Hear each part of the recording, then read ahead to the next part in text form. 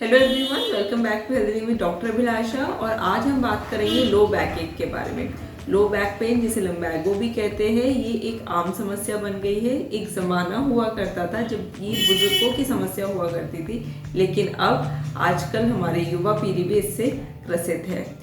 25 से 45 साल की उम्र का जो एज ग्रुप है, उसमें बहुत सारे ऐसे पेशेंट्स हैं जो इसकी कंप्लेन लेकर आते हैं, और शायद ही कोई ऐसा होगा जिसने लो बैक पेन अपने जीवन में कभी भी एहसास या महसूस नहीं किया हो। तो चलिए आज इस वीडियो में इसी के बारे में डिटेल में चर्चा करते हैं कि इसके क्या कारण हैं, क्यों इसके इतने केसेस बढ़ गए हैं, और साथ में आपको अपनी लाइफस्टाइल में से क्या चेंजेस करने चाहिए जिससे कि आप इसका शिकार ना हो। और लास्ट में कुछ होम्योपैथिक मेडिसिन भी डिस्कस करेंगे जो कि लो बैक पेन में यूज होती है। तो चलिए वीडियो स्टार्ट करते हैं।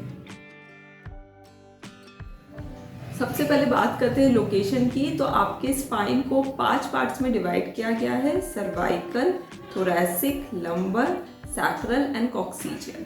जो आपका सर्वाइकल पोर्शन है वो आपके जो गर्दन का रीजन है उसको बोलते हैं। अपर बैक को बोलते हैं थोरैसिक रीजन। उसके नीचे जो है वो सारा आपका लोअर बैक आ जाता है, उसमें लंबर रीजन। तो लंबर रीजन मतलब लो बैक पेन जो है, आज हम उसकी बात कर रहे हैं। लंबर स्पॉन्डिलोसिस, लंबर स्पॉन्डिलोलिथोसिस, ये सब कंडीशंस इसमें आते हैं। अच्छा, इसके कॉजेज़ की अगर बात करें तो कॉजेज़ बहुत सारे जनरलाइज बीमारी है जिसकी वजह से भी लो बैक पेन होता है। जैसे कि आपके किडनी के बहुत सारे कंप्लेंट्स होते हैं, kidney infection, bladder infection, kidney stones की वजह से कमर में दर्द होता है। फीमेल्स में पीआईडी और भी बहुत सारे ऐसे गायनिक कॉज होते हैं जिसकी वजह से कमर में दर्द होता है। ऑस्टियोपोरोसिस जो जनरलाइज हो गई, हड्डियों की जो कितनी भी बीमारी है, ऑस्टियोपोरोसिस, ओए, इन सब की वजह से भी होता है। और टीबी स्पाइन हो गया, कैंसर स्पाइन हो गया, उसकी वजह से भी कमर में दर्द रहता है।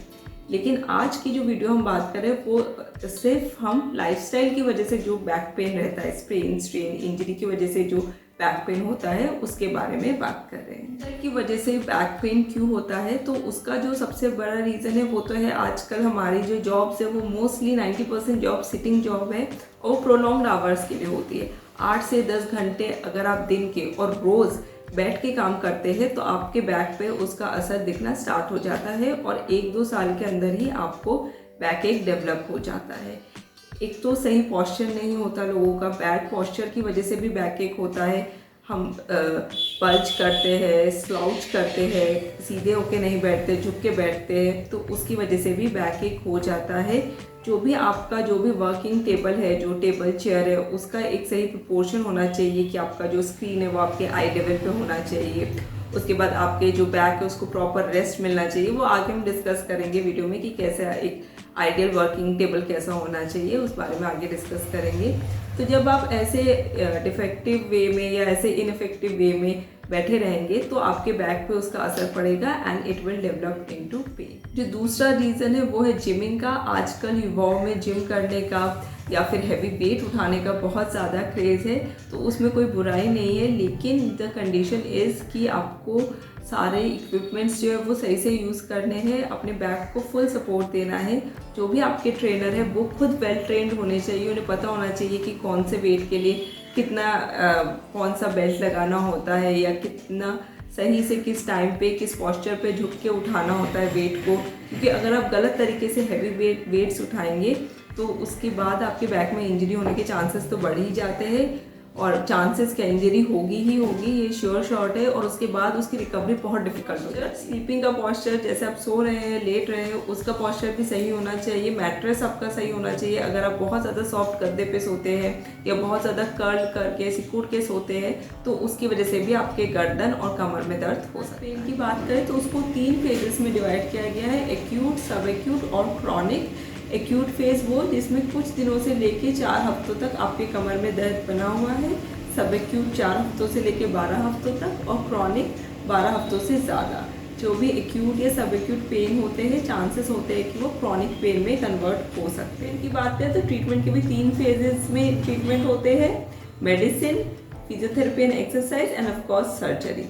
तो अगर आप मेडिसिन ले रहे हैं, जो भी आपके अंडरलाइन कॉज है कि जिस वजह से आपको कमर दर्द हो रहा है उसको हटा रहे हैं आप, कि जैसे आपके बैक में अगर वेट लिफ्टिंग की वजह से इंजरी हुई तो वेट लिफ्ट करना आपने कम कर दिया, ये सही तरीका यूज़ किया है, अपना पॉस्चर ठीक कर लिया है, साथ में आप रेस्ट ले रहे हैं, एक्सरसाइज कर रहे हैं, डाइट मेंटेन कर रहे हैं तो 90% केसेस इसी से ठीक हो जाते हैं, और बाकी कुछ कंडीशंस होती है जिनमें कि सर्जिकल इंटरवेंशन करना पड़ता है।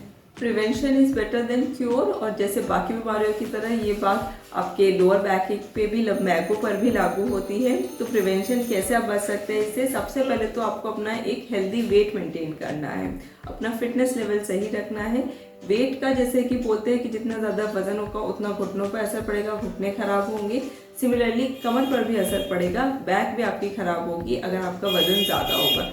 लेडीज़ों में भी ये चीज़ बहुत कॉमन है कि उनका वज़न बढ़ जाता है एक उम्र के बाद, शादी के बाद, बच्चों के बाद। तो उनको भी अपना वज़न बैलेंस रखना चाहिए, चेक में रखना चाहिए, कम रखना चाहिए, जिससे कि बाकी सारी बीमारियों के साथ साथ कमर दर्द की भी शिकायत ना हो। दूसरा, आपको अपना जो भी आप एक्सरसाइज कर रहे हैं, वेट लिफ्टिंग कर रहे हैं, वो प्रॉपर गाइडेंस में ही करना चाहिए। कभी भी खुद से कोई चीज़ नहीं स्टार्ट करनी चाहिए, क्योंकि उसमें इंजरी के होने के चांसेस बढ़ जाते हैं। तीसरा, जो भी आपका वर्क स्टेशन है उसको सही से रखिए, उस पर थोड़ा सा इन्वेस्ट कीजिए, अपना एक कंफर्टेबल चेयर लीजिए, अपना आई लेवल मेंटेन कीजिए और उसको कंफर्टेबल बनाइए, क्योंकि आपको जहाँ दिन के 8 से 10 घंटे बिताने हैं, अगर वो जगह सही नहीं होगी तो आपके बैक पर बुरा असर पड़ेगा। चौथा वही है कि आपको अपनी डाइट अच्छी रखनी पड़ेगी, हेल्दी डाइट लीजिए, जंक फूड कम से कम खाइए, पूरी बॉडी का सिस्टम बिगड़ेगा, गट हेल्थ खराब होगा तो उससे भी बैक एक हो सकता है। और पांचवा है आपका जो हर बीमारी में होता है कि अल्कोहल और स्मोकिंग, इन दोनों से दूरी बनाए रखें। सिगरेट भी कम पीजिए, बंद कर दीजिए, और अल्कोहल भी बंद कर दीजिए। जब भी आप कोई सामान, भारी सामान उठाए, ज़मीन से कोई सामान उठाए तो हमेशा बैठ कर उठाइए, अपने घुटने को मोड़िए, बैठ जाइए, जैसे कि आप इसमें स्क्रीन पर देख पा रहे हैं, और अपने लेग्स और आर्म इन सब की मसल को यूज़ कीजिए, अपने बैक के मसल को यूज़ मानिए। अब देखते हैं कि करेक्ट सिटिंग पॉस्चर क्या होना चाहिए, कैसा होना चाहिए। तो करेक्ट सिटिंग पॉस्चर आपका ऐसा होना चाहिए कि आपका जो स्क्रीन है वो आपके आई लेवल पे होना चाहिए, जो आपकी चेयर है वो आपको कम्प्लीटली आपके थाइस को सपोर्ट करनी चाहिए, आपके पैर 90 डिग्री से 110 डिग्री के एंगल के बीच में होने चाहिए, और आपका जो फीट है, आपके जो पैर है वो ज़मीन पर फ्लैट होने चाहिए, ऊपर नीचे या ऐसे हाइट डिफरेंस नहीं होना चाहिए, बिल्कुल फ्लैट आपको अपने फीट रखने हैं। और शोल्डर की बात करें तो शोल्डर बिल्कुल एक बैक रेस्ट पे आराम से रेस्ट करने चाहिए, फोरआर्म आपके फ्लोर के पैरेलल होने चाहिए, और चेयर में एक अच्छा बैक रेस्ट होना चाहिए। चैनल को पहली बार विजिट कर रहे हैं तो वेलकम टू हेल्दी लिविंग में डॉक्टर अभिलाषा, और यहाँ तक वीडियो देखने के लिए थैंक यू वेरी मच। और अगर अभी तक आपने इस चैनल को सब्सक्राइब नहीं किया है तो प्लीज़ इसे सब्सक्राइब कर दीजिए। मैं हेल्थ रिलेटेड वीडियो बनाती हूँ, एंड आई होप ये वीडियोज़ आपकी किसी न किसी रूप में ज़रूर काम आएंगी। तो चलिए वीडियो को कंटिन्यू करते हैं। अब हम बिल्कुल वीडियो के एंड में आ चुके हैं। कुछ 3-4 दवाई आपके साथ शेयर करती हूँ, होम्योपैथिक मेडिसिन, लेकिन कौन सी मेडिसिन किस पेशेंट को लेनी है, क्या डोजेस होगी, ये तो आपके डॉक्टर ही तय कर सकते हैं। कमर दर्द हो या कोई भी बीमारी हो, doctor at the end of the day doctor will only decide आपके सारे सिम्टम्स देख के कि कौन सी मेडिसिन लेनी है। बट एक जनरल आपको 3-4 मेडिसिन बता देते हैं। सबसे पहले बात करते हैं रस्टॉक्स की। रस्टॉक्स बहुत ही अच्छी दवाई है लंबा स्पॉन्डिलोसिस के लिए। इसमें क्या होता है, पेन रहता है, स्टिफनेस रहता है, और जब फर्स्ट मूवमेंट होता है वो बहुत ही पेनफुल होता है, लेकिन एक बार जब पेशेंट मूवमेंट स्टार्ट कर देता है तो उसके बाद उसको आराम मिल जाता है। आप लोगों ने सुना होगा, कई बार लोग कहते हैं सुबह उठते कमर अकड़ती है, लेकिन एक बार चलना फिरना स्टार्ट कर देते तो फिर अकड़न सारी चली जाती है, नॉर्मल हो जाते हैं। तो इन पेशेंट्स के लिए रस्टॉक्स एक अच्छी दवाई साबित हो सकती है। ब्रायनिया अल्बा रस्टॉक्स की ही कॉम्प्लीमेंट्री मेडिसिन है। इसमें क्या होता है, पेशेंट को मूवमेंट से तकलीफ ज़्यादा होती है। अगर पेशेंट स्टिल रहेगा, बिल्कुल रेस्ट में रहेगा, तो उसको कोई पेन नहीं होगा, उसको आराम मिलेगा, और जैसे ही वो थोड़ी बहुत मूवमेंट करेगा तो उसको पेन होना स्टार्ट होता है। एक अच्छी दवाई है लंबा स्पॉन्डिलोसिस के लिए। इसका पेशेंट क्या करता है कि कभी भी चेयर से उठना हो, आप लोगों ने नोट कीजिएगा कि इसको बैक एक है तो बहुत सारे पेशेंट्स ऐसे आते हैं, बहुत सारे लोग ऐसे होते हैं जो बोलते हैं कि चेयर से उठते वक्त उनको बहुत दर्द होता है, बहुत तकलीफ होती है, और 3-4 बार वो अटेम्प्ट लेते हैं कि भाई अब चेयर से उठना है, हिलते डुलते, और फिर आराम से उठते हैं, क्योंकि चेयर से उठना उनके लिए बहुत ज़्यादा डिफ़िकल्ट हो जाता है, और साथ में बहुत ज़्यादा वीकनेस भी रहती है। फॉस्फोरस भी एक लंबा स्पॉन्डिलोसिस के लिए बहुत अच्छी दवाई है। इसमें पेन स्टिफनेस के साथ पेशेंट को बर्निंग सेंसेशन रहता है, मतलब जलन होती है। आप लोगों ने सुना होगा, कई लोग बोलते हैं कमर में बहुत जलन हो रही है, दर्द भी हो रहा है डॉक्टर साहब, लेकिन जलन भी हो रही है। तो ऐसे पेशेंट्स में हम फॉस्फोरस प्रिस्क्राइब कर सकते हैं, और भी सिम्टम्स मैटर करते हैं। तो ये कुछ कॉमन दवाइयाँ थी। अगर ऑइंटमेंट की बात करें तो रस्टॉक्स ऑइंटमेंट, ब्रायनिया ऑइंटमेंट, ये दोनों ऑइंटमेंट आप लगा सकते हैं। ऑइंटमेंट आप खुद से जाकर लेकर लगा सकते हैं, किसी भी होम्योपैथी केमिस्ट में आपको मिल जाएगा। तो रस्टॉक्स ऑइंटमेंट भी आप लगा सकते हैं, ब्रायनिया ऑइंटमेंट भी लगा सकते हैं। बैक में जहाँ पे भी आपका पेन हो रहा है आप दिन में 2 बार इसको लगाइए और थोड़ा बहुत रिलीफ आपको मिल जाएगा। साथ में आप आइस पैक भी कर सकते हैं। अगर आपको चोट लगने की वजह से कमर में दर्द हो रहा है तो बर्फ़ की जो सिकाई हम बोलते हैं, आइस पैक मार्केट में अवेलेबल है, उसको फ्रीज़र में रख के निकाल के आप उसके साथ मिनिमम सिकाई कर सकते हो, उससे भी आपको आराम मिलेगा। So this brings us to the end of the video. I hope आज की वीडियो आपको अच्छी लगी होगी। अगर अच्छी लगी है तो प्लीज़ इसे लाइक कीजिए, अपने फ्रेंड्स एंड फैमिलीज़ के साथ शेयर कीजिए। सही पोस्चर में बैठना, सही वेट तरीके से वेट लिफ्ट करना बहुत ज़रूरी हो गया है। जो भी आपके फैमिली में यंग एडल्ट्स हैं उनके साथ शेयर कीजिए। आजकल युवाओं में ये समस्या बहुत देखने को मिल रही है, तो ये वीडियो आप उनके साथ शेयर कर सकते हैं।